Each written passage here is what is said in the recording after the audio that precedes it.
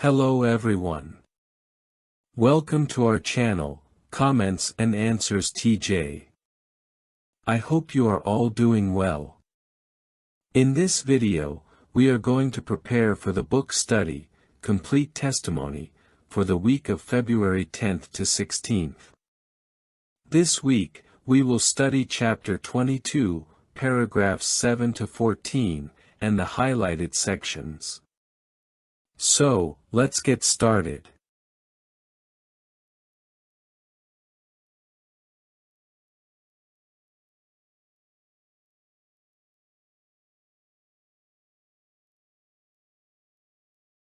Question 7.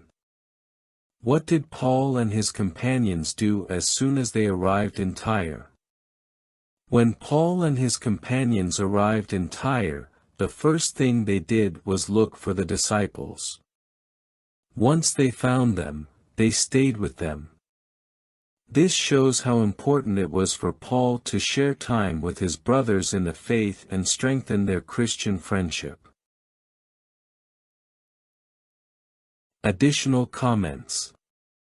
Following Paul's example in Acts 21.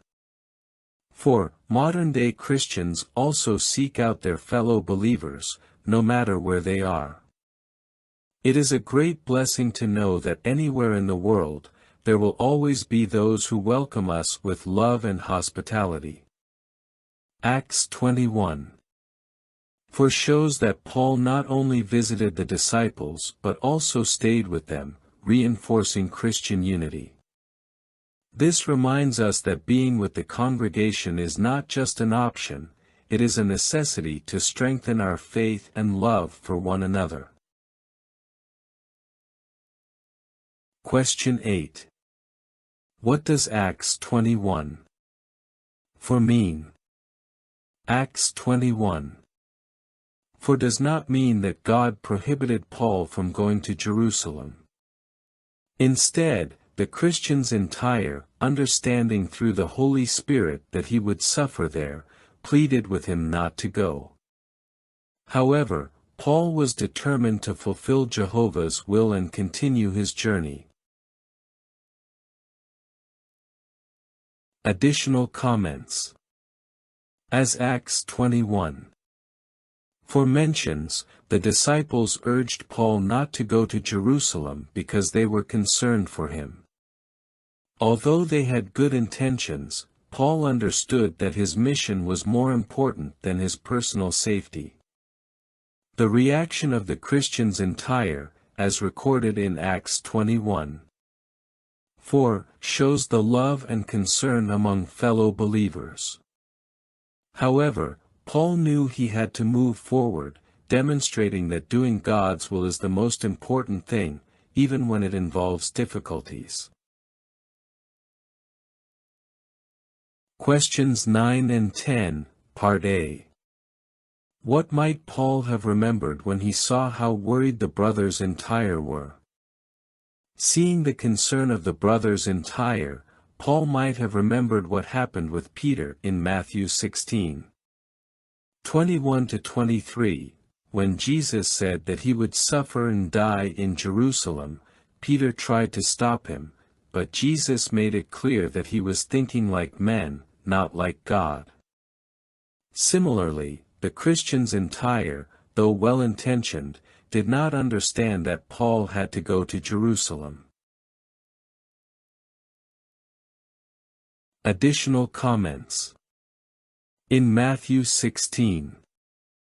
21-23, Peter wanted to prevent Jesus from suffering, but Jesus showed him that his mission was more important than comfort or safety. Paul, like Jesus, understood that he had to fulfill God's will no matter the suffering it entailed. The reaction of the Christians in Tyre in Acts 21.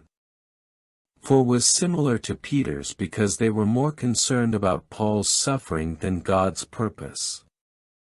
This reminds us that sometimes our emotions can prevent us from clearly seeing God's plan. Questions 9 and 10, Part B.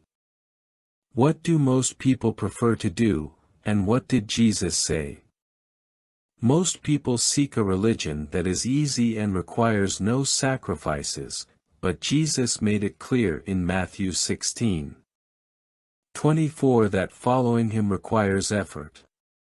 He said that his disciples must deny themselves and carry their torture stake, showing that true faith involves sacrifice and commitment. Additional comments. Jesus said in Matthew 16:24 that his followers must take up their torture stake and follow him constantly. This teaches us that the Christian life requires effort and sacrifice, not just seeking comfort or convenience. While many look for a religion without demands, Jesus made it clear in Matthew 16:24 that following him requires self-denial.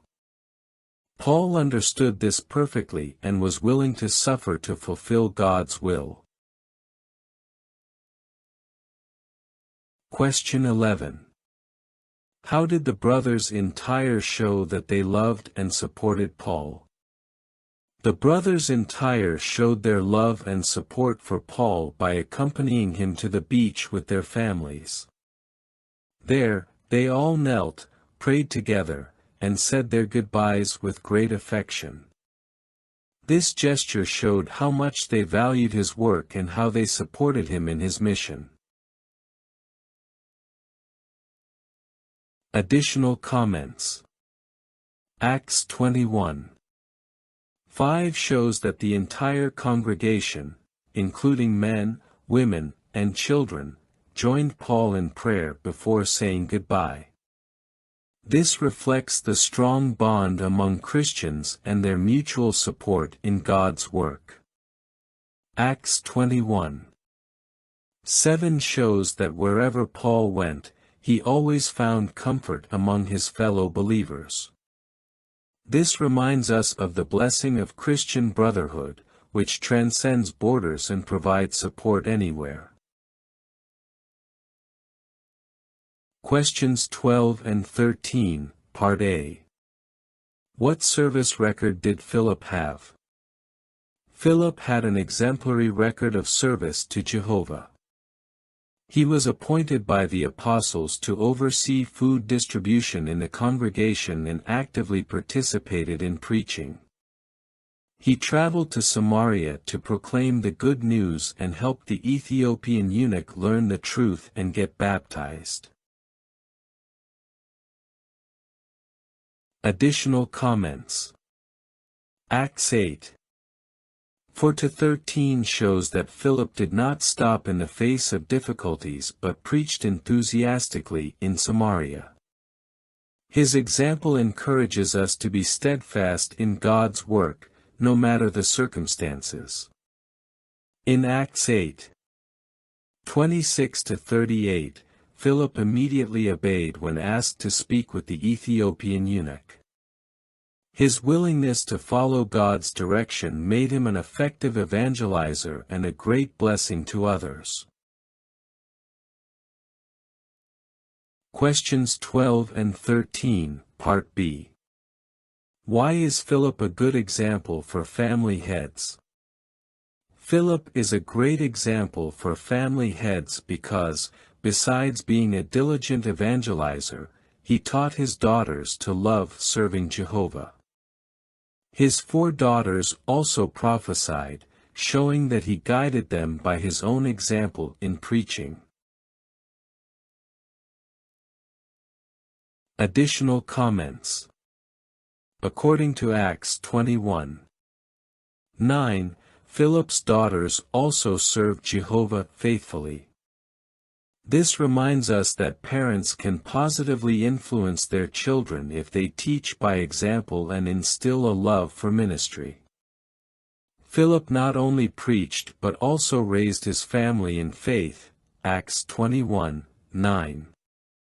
Family heads can imitate him by ensuring that their home is centered on Jehovah's service and spiritual teaching. Question 14. What were Paul's visits to the brothers useful for, and what similar opportunities do we have today? Paul's visits to the brothers helped strengthen them spiritually and encouraged mutual faith building. Similarly, today we can experience this same encouragement by hosting and spending time with full-time servants, such as the circuit overseer and his wife. Additional comments. In Romans 1:11-12, Paul expressed his desire to visit the brothers to strengthen them and be strengthened himself. This teaches us that Christian companionship is a source of mutual encouragement. Romans 12:13 encourages us to practice hospitality.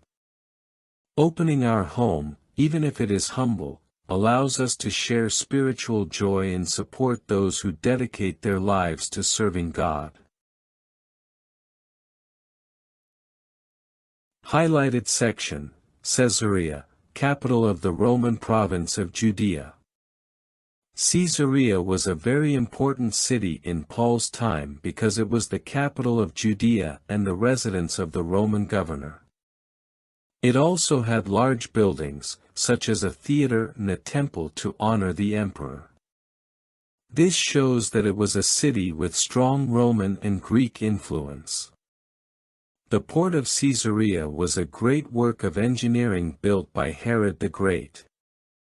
Its purpose was to make the city an important commercial center in the Mediterranean. Although it did not surpass Alexandria, it became well known due to its strategic location. Caesarea also played a key role in the expansion of Christianity. Philip the Evangelizer lived there, and it was where Cornelius, a Roman centurion, became the first Gentile to convert to Christianity. This helped spread the good news to more people. Paul visited Caesarea several times. It was a key place in his life, as he was sent from there to Tarsus for protection from his enemies, passed through its port on his missionary journeys, and was imprisoned for 2 years in Herod's palace before being sent to Rome. Highlighted section, Could women serve as ministers in the congregation? In the first-century congregation, women also preached the good news, as Jesus commanded all his followers to make disciples. The prophecy in Joel 2:28-29, which was fulfilled at Pentecost, shows that both men and women could participate in preaching. An example of women serving as ministers in preaching was Philip's daughters, who prophesied. This demonstrates that women played an active role in sharing God's message with others. Although women could preach, teaching within the congregation was assigned to men who were appointed as overseers or ministerial servants.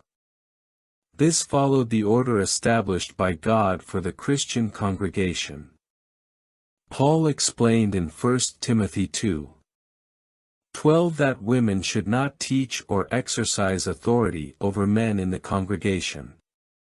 This did not mean they were not valuable, but rather that God assigned them a different role within the organization. Well, these have been the practical answers for this week's congregation book study. I hope this is very helpful for you, my dear brothers and sisters. Sending you a big hug, and may Jehovah bless and protect you always.